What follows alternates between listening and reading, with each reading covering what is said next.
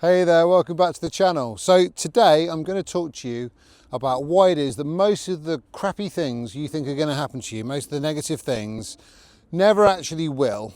And this is kind of following on from the last video, which was about fear, future events appearing real. Now, I don't know about you, but when I was running my company 6-7 years ago, I would wake up in the middle of the night at 2 in the morning because my brain had decided to effectively become a horror movie director and would show me all of these terrible things that were not going to work out.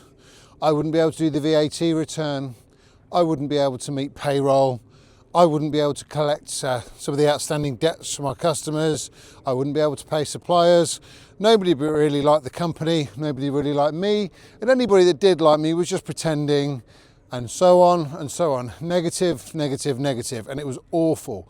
And I would be almost paralyzed with fear about stuff, about how things are not going to work out. No, darling, you don't understand, I would say to my wife. Things are terrible. And she'd just look at me like I'd gone out. But what I discovered was, and what you'll discover, is that most of the time, the things that you worry about, they never actually come to pass.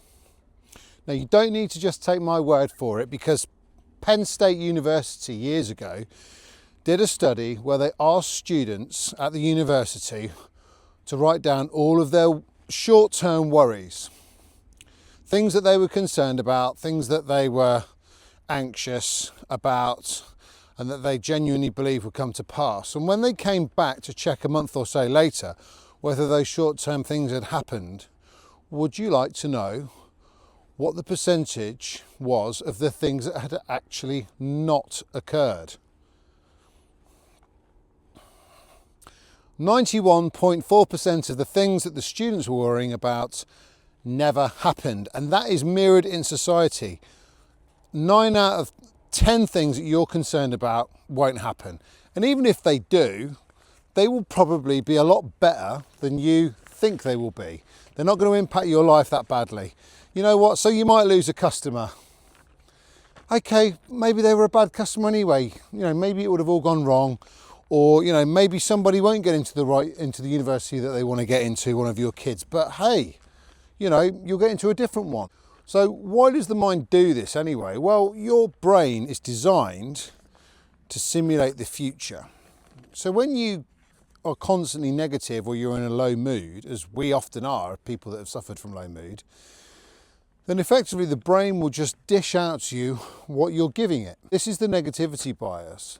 Threats stick in your head more than calm thoughts do. That's why the news is always so negative. And because you imagine terrible things happening, your brain goes along with it. It's basically a simulation heuristic. It's something that starts to almost become real, even though these things haven't happened yet. And that's why you're racked with worry and racked with anxiety. And fear steals your time, your sleep, your wits, your life before you know what's even happening to you. And for no good reason. You're not benefiting from any of this.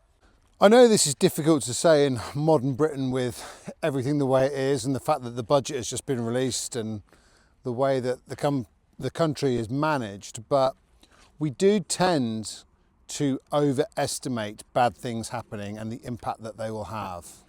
You know, fear lies, and it will waste years of your life if you let it. Believe me, I've been worrying about things for about 18 years now, and most of those things have never happened. So I want you to try this, just a little something for you to think about. Why don't, for a couple of days, you take a notepad, or you can use an app on your phone, and write down the things that you are worrying about. All those things that you're concerned about. And then after a month or so, take the piece of paper out of the drawer and see if any of them have actually happened. And I want you to be really specific. You know, I'm worried that this will happen by this date, or that, you know, this business deal will go bad, or that this relationship is going to fail, or whatever. And see if it actually happens. And you will probably surprise yourself.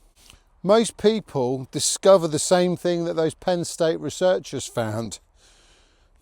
You know, we imagined 100 terrible things and only one of them happened. Now, I'm not scoffing at you because fear feels real. But when you realise that actually your brain is wrong most of the time about this stuff, you can actually give yourself a break. You can learn to relax. I know I certainly had to do it. All of this stuff I talked to you about on this channel is all stuff that has been learned in the field. I'm not giving you anything that I've not gone through personally. I don't talk about, you know, euphemistic stuff, go and research things and then just create a script and just, oh yeah, I'll pump this out and tell them that. It's all stuff that I've gone through. And so I know what I'm talking about on this. So the light is failing here, but I'll leave you with this. Have a go with that worry log, let's call it. 7 days or 2 weeks or a month, whichever works for you. You can just write down your fears and then see if they come true. And I guarantee that most of them won't. Please send this video to anybody that you know who might be suffering from anxiety or worry, who've got the weight of the world on their shoulders. I want people to understand that they're not alone. There's a lot of people that don't understand that this depression is something that needs to be talked about, this low mood is something that needs to be talked about, and it's best spoken about by people like me who have been through it. I am not a therapist, I'm not a psychiatrist, I am not selling a course or anything like that. I just want to help at least one person to not feel like I felt for 18 years. So if you can do that, if you can share this video with somebody and if you can subscribe to the channel, that would be wonderful. Anyway, look after yourselves and I'll see you in the next video. Thank you so much for watching.